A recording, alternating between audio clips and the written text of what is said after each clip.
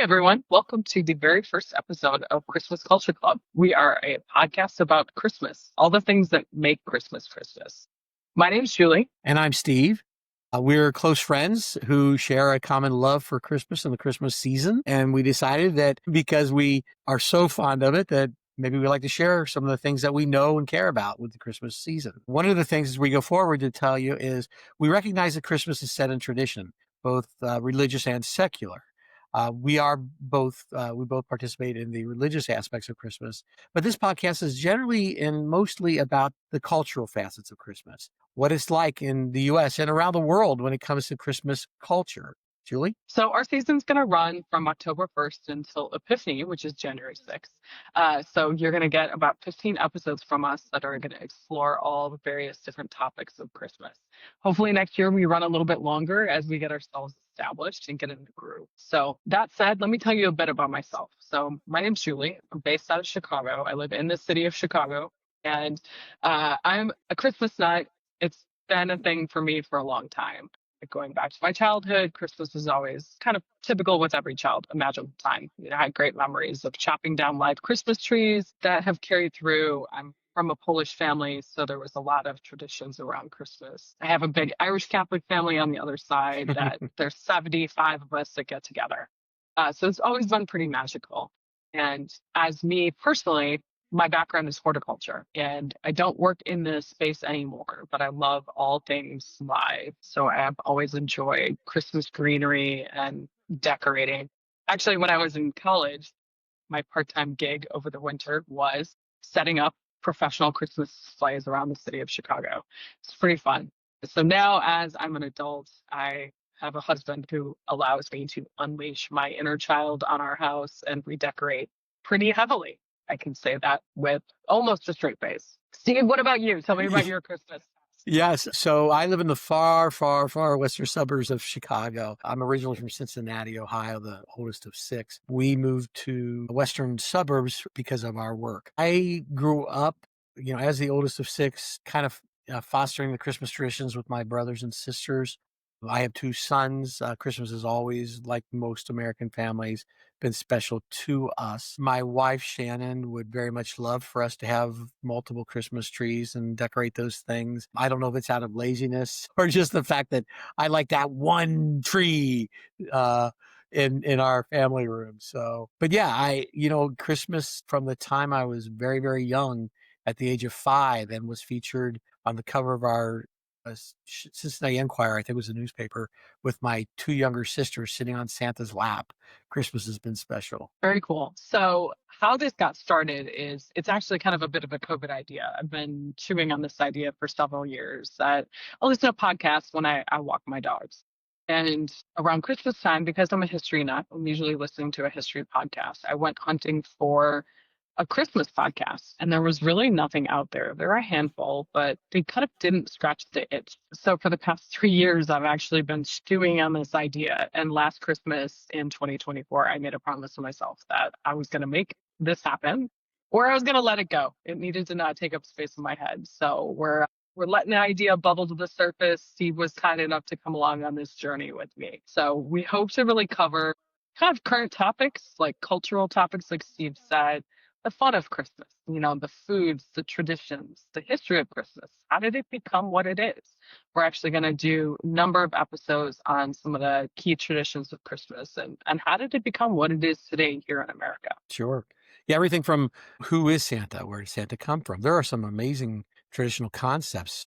What's he called in countries that celebrate Christmas? Is it always about Santa Claus? Live versus fake trees? What's that like? In fact, in a minute, I think we should take a little quiz about some of these things. But there's one of the things that interests me.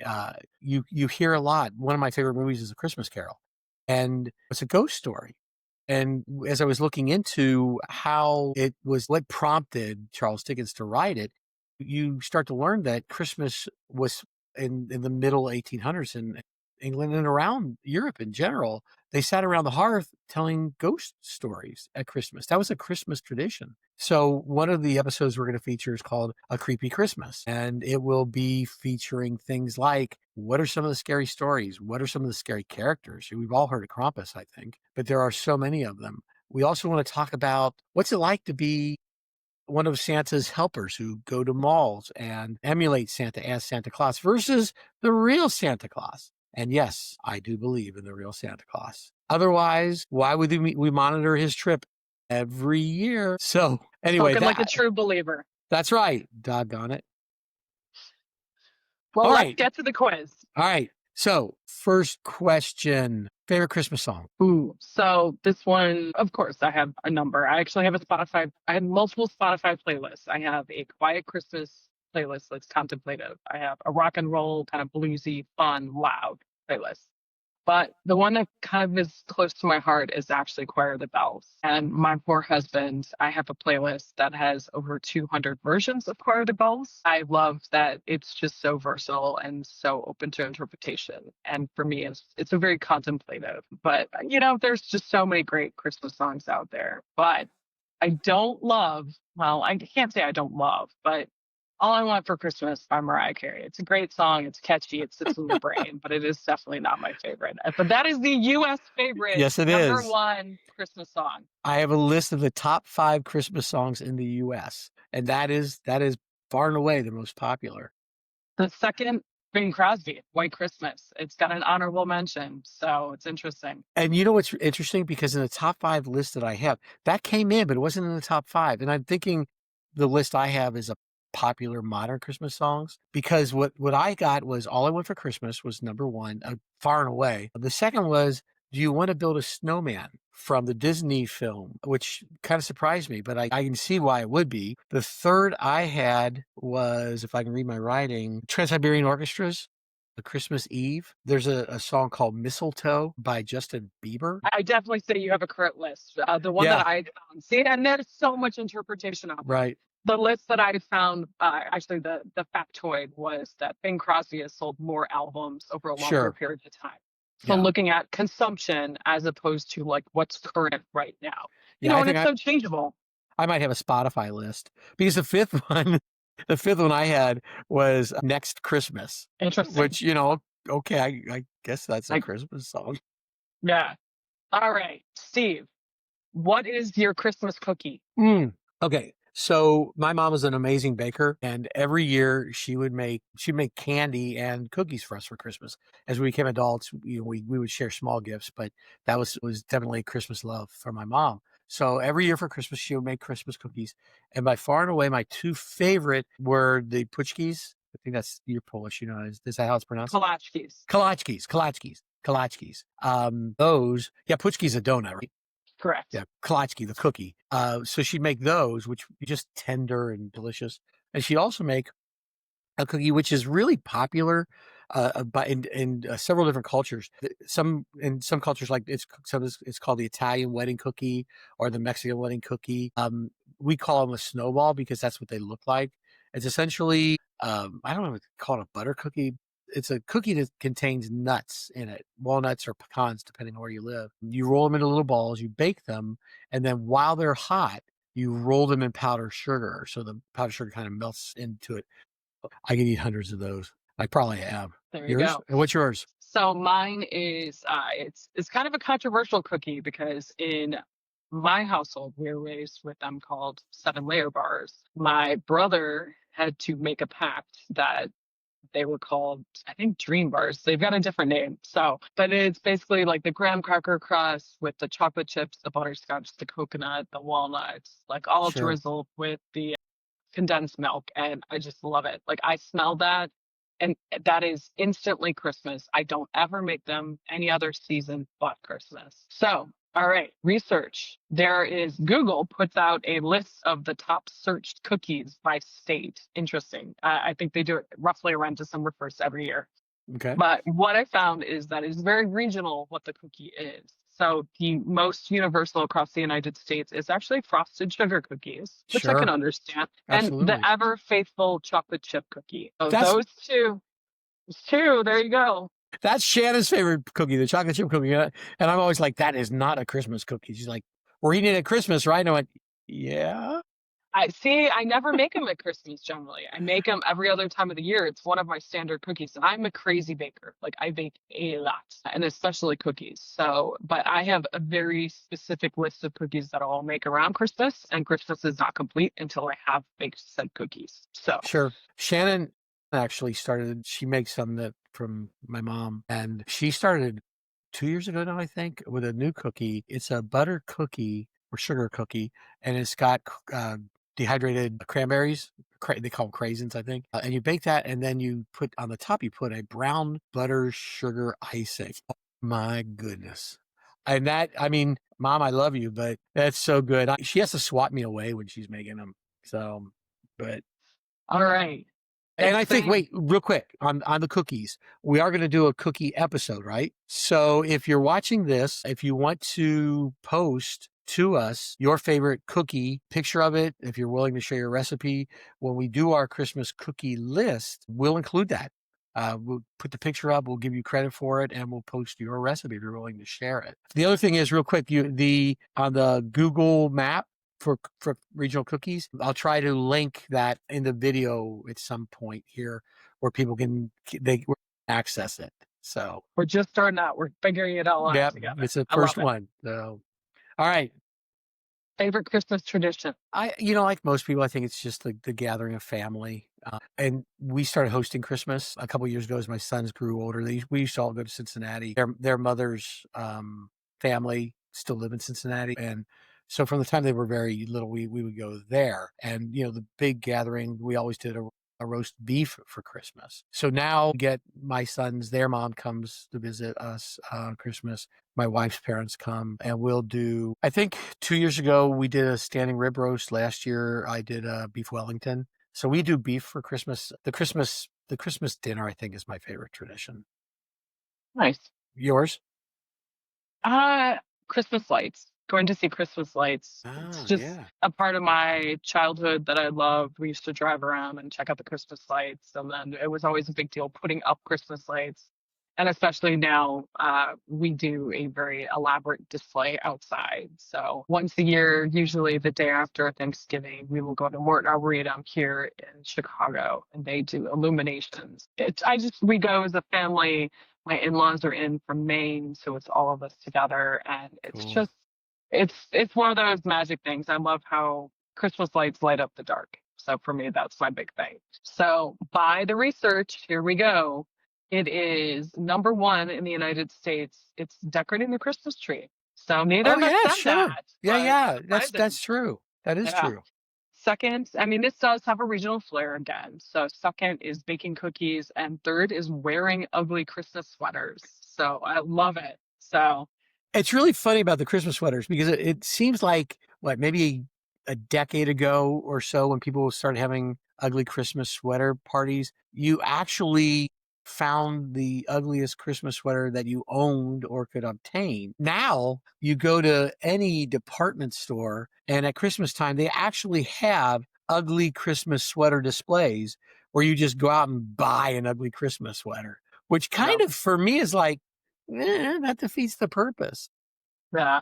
I don't know. We'll have to do an episode on it because it's Yeah. got an interesting backstory behind it that I dug up in my research. So, Yeah, I like making the ugly. I mean, we one year I took a sweater, and actually it was a regular god awful looking sweater to begin with, but then I pinned ornaments all over it. I had to be very careful when I was hugging friends at the party. But anyway, all right, Steve, real or fake Christmas tree? Which way do you lean? I love a real Christmas tree, but we've had an artificial Christmas tree since my sons were young. And that just was because we would travel from, at the time we lived in Northwest Indiana. Shout out to Crown Point. Woo.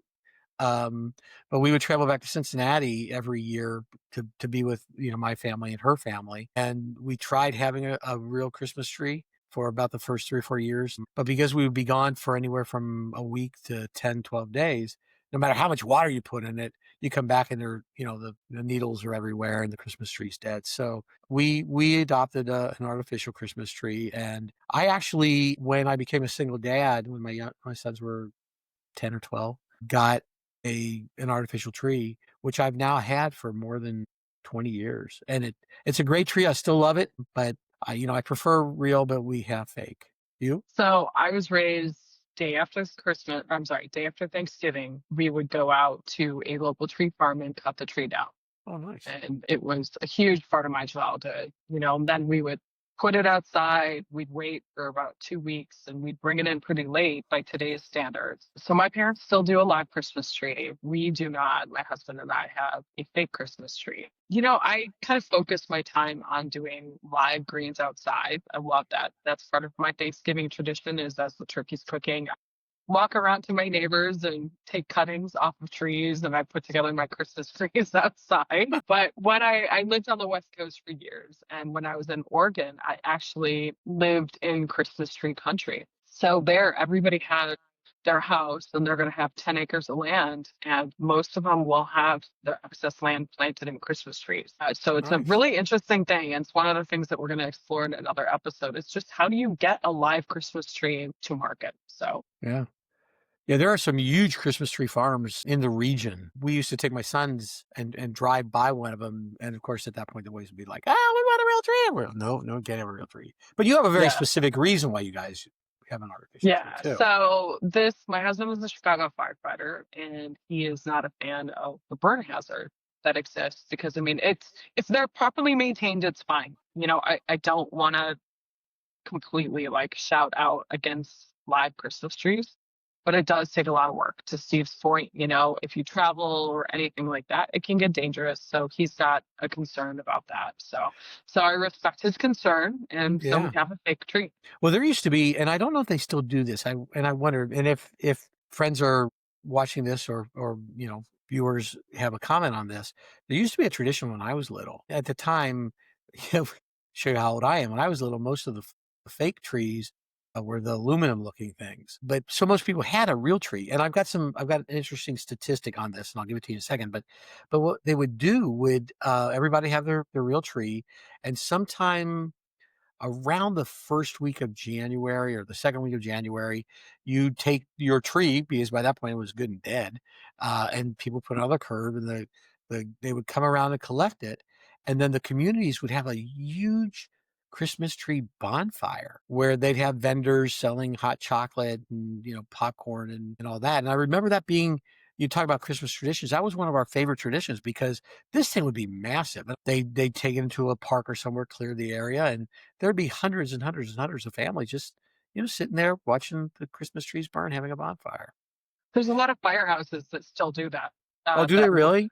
yeah, it's generally considered as kind of a fundraiser.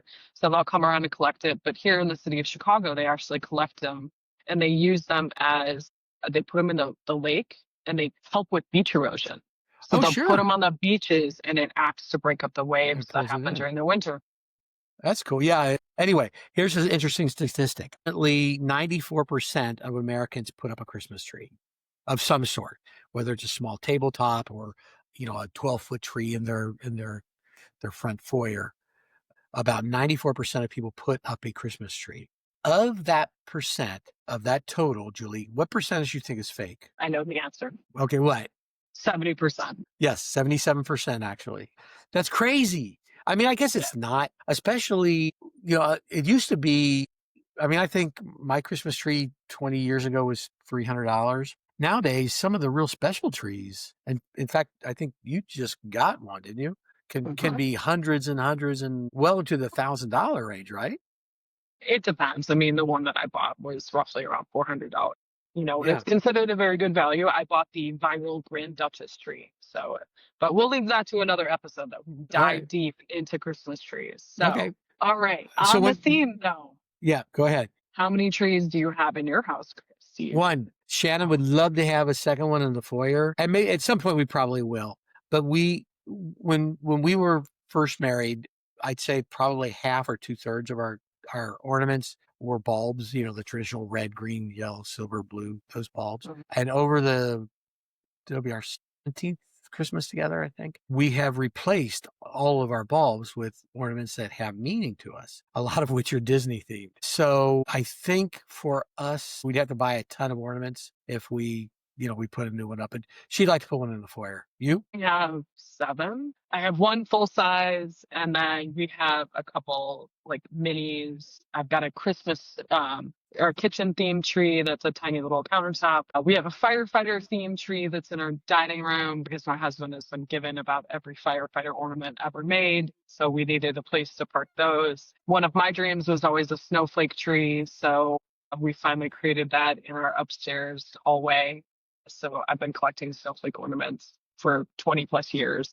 But the one, I mean, if the house were burning down, I would actually pull my Christmas ornaments out. That's the thing. I mean, my dogs and my husband first, of course, but Christmas ornaments are incredibly important to me, especially as I get older. I realize the memories that are attached to them. My mother's been giving us a Christmas ornament specific to each year since we were little kids. So it's Okay. just a really big thing for us. And by way of the average person, do you know how many trees the average person has? One, One. mostly. Like Yeah. 1 in 10 households have more than one tree. Yeah. So Yeah. I Because I looked the absolutely, statistic of that 90% of them have one, Julie, one. you And can't so if shame me. Doesn't matter. I love my Christmas trees. My husband is maybe a little frustrated with my level of Christmas trees. They're kind of like gremlins. They just keep on keep appearing. growing, Don't you feed them after. Yeah. Okay. All right. So when do you put yours up? And when do you think the average person puts theirs up? So ours, we have a hard and fast rule, nothing Christmas before the day after Thanksgiving. So we host Thanksgiving. It was always something my mom did. Now I've inherited it. And I want to make sure, that I decorate the house for Thanksgiving. And then for the day after, I am like 6 o'clock in the morning in my Christmas closet, starting to pull everything out, starting to put stuff up. Cool. What about you guys? We host both Thanksgiving and Christmas at our house. And Thanksgiving, Christmas usually is just immediate family. My son's their mom and my in-laws. But on Thanksgiving, we could have as many as 20 or 25 people. Typically, it's somewhere around a dozen. But to get the house ready, we always put our Christmas tree up the week before Thanksgiving because my in-laws and a dear friend of mine come up every year. And so we want the house ready so that on Thanksgiving Day we can just sit back and then relax. The average family, again, I looked at the statistic on this. The average family puts theirs up either immediately after Thanksgiving or between then and the first week of December. That's like 85 or 86% in that time frame. So, what about When do you taking it? take yours down? Yeah. We used to wait until the first week of January, but as I'm getting older, my wife's quite a bit younger than me, but as I'm getting older, and we most of our friends still live at least an hour. Most of our dear friends still live about an hour away, so we don't typically travel anymore on New Year's for New Year's Eve parties. We stay at home. We have a private New Year's Eve celebration. So we take our Christmas tree down on New Year's Eve day. That way, when New Year's rings in, we're starting the year fresh. I'm an Epiphany person. So my grandmother's birthday was Epiphany, and I am also a very big fan of Mardi Gras. So it's an important day. There's a lot of different reasons why it's a date that sticks out in my calendar, personal calendar. So the tree comes down no earlier than Epiphany. And according to statistics, the vast majority of Americans take their Christmas tree down the first week of January, with the largest percentage of them taking them down on Epiphany, There you January go. 6th. So, All right. Who all knew? right. Nice. What about, okay, real quick, more on a personal note than statistics. Any favorite Christmas memory? Absolutely. I mean, everybody's got one, but I had one Christmas that I was not home. I'm a traveler. I was living in New Zealand for a year, and I knew that I wanted to celebrate Christmas on the beach since it's summer there. It was my one shot to do this. So I had booked a hostel way up in the north of New Zealand and got to the hostel Christmas Eve day. And I pulled in a couple of people in the kitchen. I was bringing my things in and, said, hey, I'm going to go to the grocery store and buy ham, and I'm going to make some potatoes. And if anybody else wants to join, I'm just going to make enough food for whomever wants. And it was a fairly small Nice. hostel. Yeah. So it was phenomenal. Like that night, we had, I'd say about 15 people. Word spread around the hostel. People added their own traditions. I mean, I remember a couple Dutch guys. There was a Japanese person. There were a couple other Americans. There was a couple that walked in like late that night and walked into the middle of this very organic party. Somebody brought Christmas crackers. We had Love Actually on the TV, and it was glorious. It was the Nice. most organic celebration of Christmas I've ever had, where there was no fuss. It was people coming together as travelers celebrating a day together, and it was pretty magical. Cool. Mine is, and I won't go into detail at this point because it's about a 5-minute story. But when we talk about things down the road, I'll go into detail. But it was about learning how people will try to do sweet things and they can go terribly wrong. It involved one of my favorite uncles and a Santa suit and a broken arm. So there's your teaser. I looked up this, and as you probably would expect, the favorite Christmas tradition or memory, I should say memory, is watching family open Christmas presents. Interesting. And I think it's related to parents mostly watching their kids Christmas morning, Mhm. watching their kids open Christmas presents. More than half the people specifically said watching children opening Christmas presents. But then another large group said sharing Christmas presents with friends and family. Interesting. Yep. That's very cool. What about last quiz question? What about favorite movie? Scrooge. I love Scrooge? Christmas Carol. I love various tellings of it, so I'll watch all of them. Okay. But Scrooge is my. I am also firmly in camp. Die Hard is a Christmas movie. We think we're gonna have an episode on this to argue it, but like I don't know. I just don't even see the point. It is and I'll give you a quick rundown on the poll, the national poll. It is on there. It is in the top 10. For me, I think it's Muppets Christmas. Michael Caine is Scrooge, which I think is a beautiful family version. I also like George C. Scott's. I love Christmas Carol in general. Is my favorite theme Christmas movie. But Michael Caine's performance is just beautiful, brilliant, sweet, and heartbreaking. And they asked him, when he was asked to play the part, he said he would only do it if he could take it seriously. He wanted Scrooge to be Scrooge. And it comes across. So if you're watching this, if you haven't seen it, it's on Disney Channel. Watch it. It's a beautiful rendition.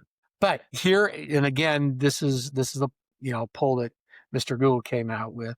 The number one Christmas movie. This surprised me. Like this honestly surprised me. And I don't know if it's just my demographic that for me and my age group, and this is also going to cause controversy, A Christmas Story. Mm-hmm. I hate it. It's on there not too. my It's favorite. it's number 10. Yeah. So in order, Home Alone, Miracle on 34th Street, Nightmare Before Christmas. I mean, I know it's popular. I love it. Is it a Christmas movie? Is it a Halloween movie? Is it both? I know in Disneyland, they take the Haunted Mansion at Christmas time and they do an overlay for A Nightmare Before Christmas. Elf. Disney nut. Yeah, I am. Elf is in the top 5. It's a Wonderful Life, National Lampoon's Christmas Carol, Die Hard, Polar Express, Christmas Carol, Christmas Story. Then Christmas Carol they featured Muppets Christmas Carol. So Nice. yeah, I love it. I think we watch all of them anyway. Yeah, I've got a rotation. Okay, so last year we had a really great experience that we have good friends that live in Germany. They're German. And they came to visit over Thanksgiving and they spent about 10 days afterwards here with us. And they have 2 little kids, so we did all the Christmas things. We did the Polar Express train, whatnot. And we got to talking. They had never seen Elf, so we showed them Elf, which went over the kids' heads big time. And the adults were like, "What craziness is this?" But then we started talking about movies, and the German version of It's a Wonderful Life is Home Alone. Every station on Christmas Eve will play Home Alone, and it is tradition that every German just sits and watches it. It's part of their sit down dinner. So it's very interesting to see, like, here it was a big deal that It's a Wonderful Life was on for 24 hours. I think now Elf is on for 24 hours. Christmas Story is on for 24 hours. Sure. But it's not as universal. But in Germany, it is legit all Home Alone. So they lost their minds when they found out that Home Alone was filmed here in Chicago. And we drove them by the Home Alone house, and they were just absolutely entranced. It was a very cool moment. Nice. So before we go, do you want to talk a little bit about what's trending? Absolutely. So Steve mentioned this a little bit earlier. I completely fell prey. There is a Christmas tree out there called the Grand Duchess. It's an artificial Christmas tree. It's well known for its lights. It's sold out the last 2 years that it's been on the market. So I bought it this year. I don't know. It's in the box. I haven't set it up, but I'm excited. But because of the import situation right now, if you see it, buy it. There's not a lot of backstock of materials. The same goes for like garlands, Christmas decorations, Christmas lights. What you see is what you get. So I think people are going to be shopping early. So definitely, I don't want to rush into Christmas. I don't know. It is my favorite season, so I guess it's not bad. Also, it's a great time to start crafting. Start thinking about hitting the craft stores and making those cutesy ornaments that you give to your parents from your kids. Also, I am a big handmade crafter, so I always mess this up every year. Start making limoncellos, start making your vanilla extract right now. It needs some time to stew, so just a friendly warning to get started on that so that you're a bit ahead of the game. Also, here's another thing because I'm a baker, I found this out recently that bake cookies and freeze them. I put them into a super tight, airtight Ziploc container, it's a box. I put parchment between them, put them in the freezer, and they're phenomenal. Like there's certain ones that definitely freeze better than others. I wouldn't freeze kolache. But I do blueberry pie bars. I've already started on. I've got peanut butter cookies that are in the freezer. So it just makes that time a little bit easier as we get closer to the holidays. Also want to think about things like Julie mentioned the Morton Arboretum, which is a big, beautiful arboretum in the Chicagoland area. They do a big Christmas light display, which is massive. And the tickets go on sale October 1st, I think we were saying. But they sell very quickly. So if you live in an area that does feature special drive-throughs or displays or things that are ticketed events, you want to start marking your calendar to make sure you get your tickets on time. So you also might want to start thinking about reservations. For example, if you if you like to go out to eat with your family and friends, and it's at a restaurant that does require reservations, think about finding out when you want to go and start thinking about booking no later than October 1st because reservations go fast. Um, there's a particular restaurant in Chicago that we love to go to, and I made the mistake last year thinking that we would all go, and I tried to book the reservation. It was right after Thanksgiving, and I was booking it for the 15th of December, and it was already full. So, especially as you get closer to Christmas, if you want to eat, somewhere around Christmas Eve or the 23rd, 22nd, you may need to get your reservations starting October 1st. Just make sure you get those done. Yeah. So next episode, we're actually going to continue in the theme of introductions and we're going to talk about the origin of Christmas. So we're going to try and keep it pretty high level because it's actually about 4,000 years of history of the celebration of Christmas. That would It's be a pretty long intense. podcast. Yep. Yeah. We'll keep it fun. That's the goal is history with a side of humor. So we hope you can join us. Thanks for being here as part of our introductory Christmas Culture Club podcast. Glad Yep. to have you. If you liked it, if you want to be a part of it, if you want notifications on when we post, we are hoping to post every week. Please like us, hit the subscription, ring the bell, as they'll say. And we'll look forward to talking with you again next week. Thanks. Thank you.